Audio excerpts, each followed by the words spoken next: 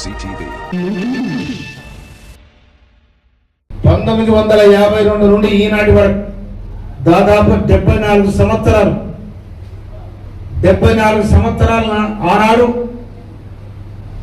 వాళ్ళకు మిగులు భూములు ఉన్నా కూడా 74వ సీలింగ్ చట్టం వచ్చిన సందర్భంగా ఎర్రబాడు దొరల దగ్గర 3000 ఎకరాల భూమి సీలింగ్ ల్యాండ్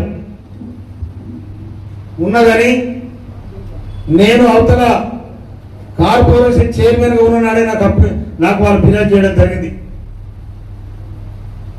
నా దృష్టం ప్రజల తీవ్రతో నేను ఎమ్మెల్యే అయిన తర్వాత అసెంబ్లీలో మధ్యరాల మండలం నూతనకల్ మండలం 2000 మంది రైతులు దాదాపు 3000 ఎకరాల భూమి సీలింగ్ ల్యాండ్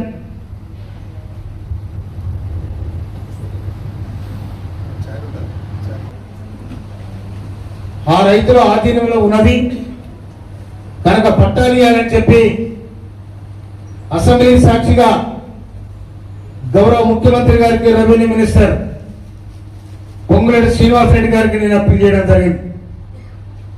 కనుక వారు వెంబడే స్పందించి కలెక్టర్కు ఆదేశాలు ఇచ్చి, పోయిన కలెక్టర్ వెంకటరావు గారు ఉన్నప్పుడే అది ప్రక్రియ మొదలైంది. ఇప్పుడు తెలుగుదేశం రావడం జరిగింది. పూర్తయ్యే కార్యక్రమం కూడా మన కళ్ళ ముందు ఉన్నది. అందుకోసం దాదాపుగా 3000 మంది రైతులు, 2000 మంది రైతులు వాళ్ళకు భూమి ఉన్నా కూడా హక్కు లేదు, దాని మీద ఏ లోనుకు అర్హత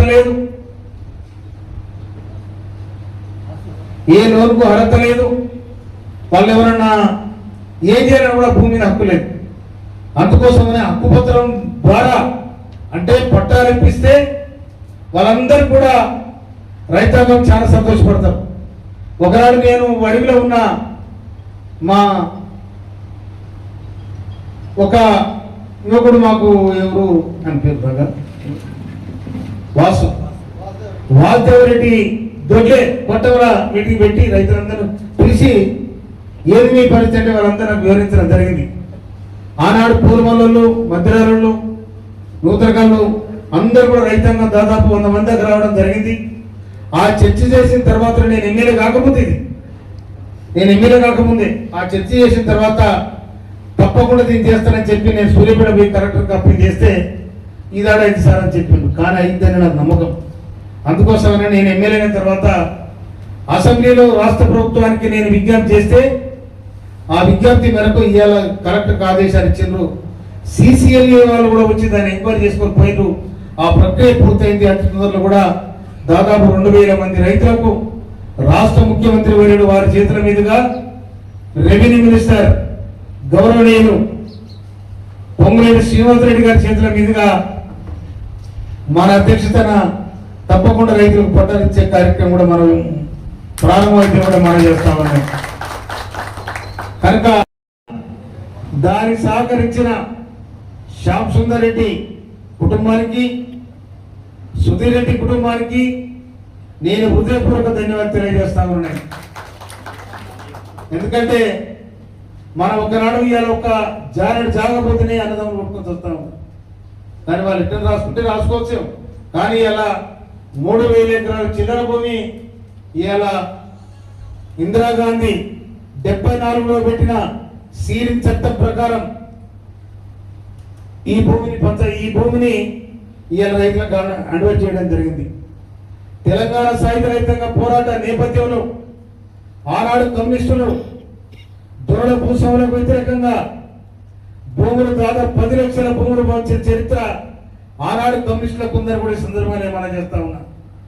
అదేవిధంగా ఇందిరాగాంధీ వచ్చిన తర్వాత, సీలింగ్ చట్టం వచ్చిన తర్వాత ఒక్క తెలంగాణ 25 లక్షల భూమి పేదలకు పంచిన చరిత్ర కాంగ్రెస్ పార్టీని, ఇందిరాగాంధీ అని కూడా సందర్భంగా చేస్తా ఉన్నాయి.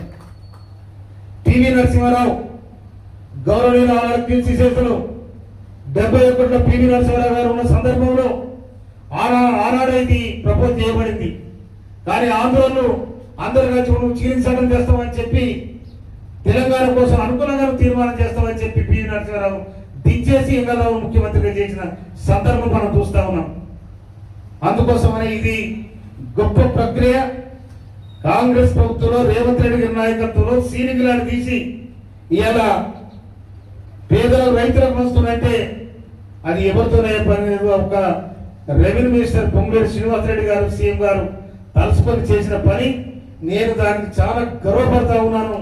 ఎందుకంటే నేను ఒక ఉద్యమకారుడిగా, తెలంగాణ ఉద్యమకారుడిగా ఇక్కడున్న పరిస్థితులను అవగాహన చేసుకొని నేను అప్పీల్ చేసిన దాన్ని రాష్ట్ర ప్రభుత్వం తీసుకొని ఇలా సహకారం చేసినందుకు రాష్ట్ర ప్రభుత్వానికి నేను నిండుగా శుభాకాంక్షలు తెలియజేస్తా ఉన్నా.